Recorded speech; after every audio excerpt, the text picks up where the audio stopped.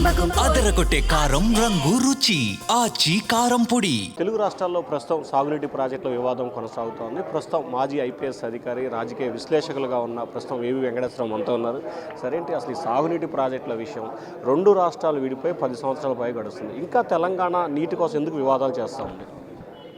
ఎందుకంటే ఏ అబద్ధాల మీద ఆధారపడి అయితే ఉద్యమాలు చేశారో ఆ అబద్ధాలను కొనసాగించకపోతే వాళ్ళని క్వశ్చన్ చేస్తారు కదా ప్రజలు.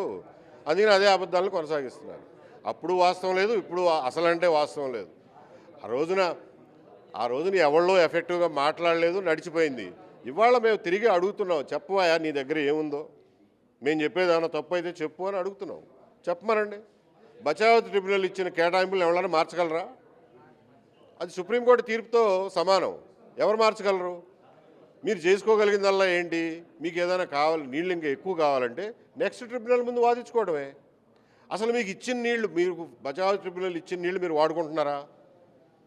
పొలాలకు నీళ్ళు ఇస్తున్నారా? ఆ 299 టీఎంసీలు వాడుతున్నారా?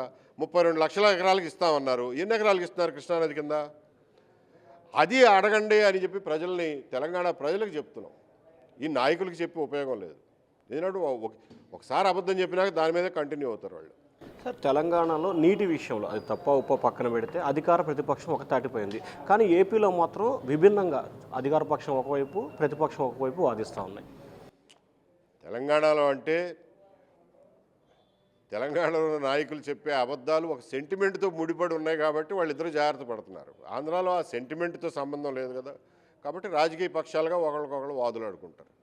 ఇక్కడ కూడా రాజకీయ పక్షాల మధ్యన పెద్ద తేడా ఏం లేదు. ఎంతసేపు నేను కట్టించాను అంటే నేను కట్టించాను, మీరు ఎవరు కట్టించారో తర్వాత రా బాబు, ముందు అసలు ఏ పొలానికి నీళ్ళు ఇస్తున్నారో చెప్పండి. పొలానికి నీళ్ళు ఇచ్చినాడే ప్రాజెక్ట్ అయిపోయిందని డిక్లేర్ చేయండి. అంతే తప్ప ఇంత దూరం లైనింగ్ వేసి దానికి ఇనాగ్రేషన్ చేసి పండగ చేసుకోవడం కాదు. సార్, ఇరు రాష్ట్రాల సీఎంలు చంద్రబాబు గత కొంతకాలంగా చెప్తున్నారు కూర్చొని మాట్లాడుకుని. తాజాగా తెలంగాణ సీఎం కూడా మాకు విభేదాలు వద్దు, వివాదాలు వద్దు, నీళ్లు కావాలంటున్నారు. దీన్ని ఎట్లా తీసుకుంటారు? ఉన్న నీళ్లు ముందు వాడమనండి. ఆయన్ని ఉన్న నీళ్లు వాడుకోమనండి. కావాల్సిన నీళ్ళకి కూర్చోమనండి. ఎపెక్స్ కౌన్సిల్ అనేది ఒక వెసులుబాటు ఇచ్చారండి.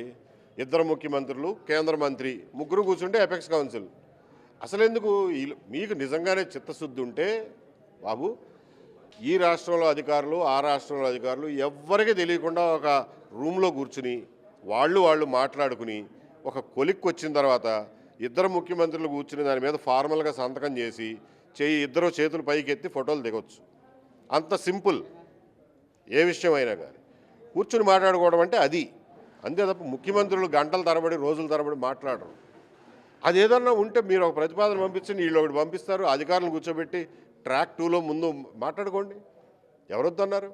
కాకపోతే మీరు ప్రతిపాదన పంపేటప్పుడు కానీ ఎప్పుడు కానీ ప్రజలకు తెలియజేయండి, ప్రజల్లో చర్చకు పెట్టండి. అంతేగాని సీక్రెట్గా ఏమి చేయమాకండి. ఎందుకంటే దాన్ని మళ్ళీ అక్కడ ప్రతిపక్షం ఒప్పుకోదు, ఇక్కడ ప్రతిపక్షం ఒప్పుకోదు.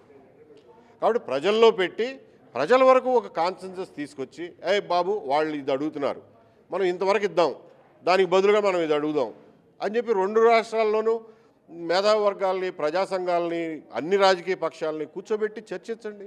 మీరు ఒక కాన్సెన్సస్ రండి, దాన్ని ప్రపోజల్గా పెట్టండి. యువతలాళ్ళు కూడా వాళ్ళ ప్రపోజల్స్తో వస్తారు. అది పద్ధతి. నిజంగా దాని ప్రాబ్లంను సాల్వ్ చేయాలంటే పద్ధతి అదండి. లేదు రాజకీయంగా లబ్ధి పొందుదామంటే పద్ధతి ఇది. మీరు చేసుకోండి రాజకీయాలు. మీకు ఇంతకంటే ఎక్కువ బెటర్ రాజకీయాలు చేయడం మీకు రావని మాకు తెలుసు. కానీ ప్రజలుగా మనం ఆవేశపడొద్దు అని చెప్పి నేను చెప్తున్నాను. సార్, ఇటీవల జగన్ అమరావతిపై మరోసారి కీలకమైన వ్యాఖ్యలు చేశారు. రాజధాని రివర్స్ బేస్లో నిర్మిస్తున్నారు, దీంట్లో సుప్రీంకోర్టు జోక్యం చేసుకోవాలంటున్నారు.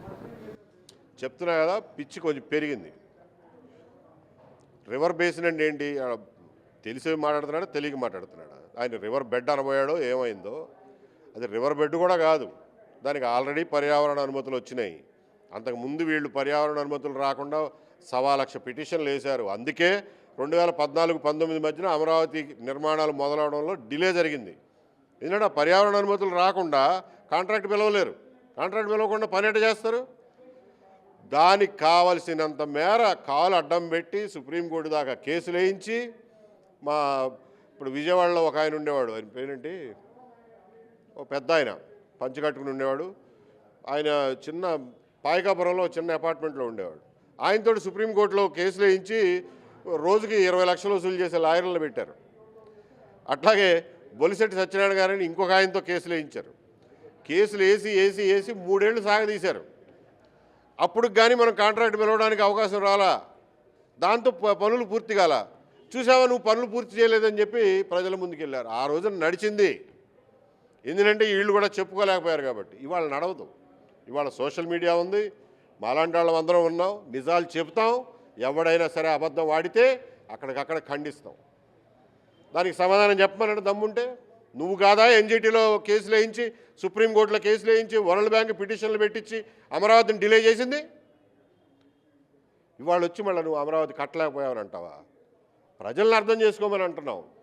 జగన్మోహన్ రెడ్డి గారు నిజం చెప్తాడన్న ఆశలు మనం వదిలేసుకున్నాం ఎప్పుడో. ప్రజలు మనం అర్థం చేసుకోవాలి, అదొకటే మేము చెప్పేది.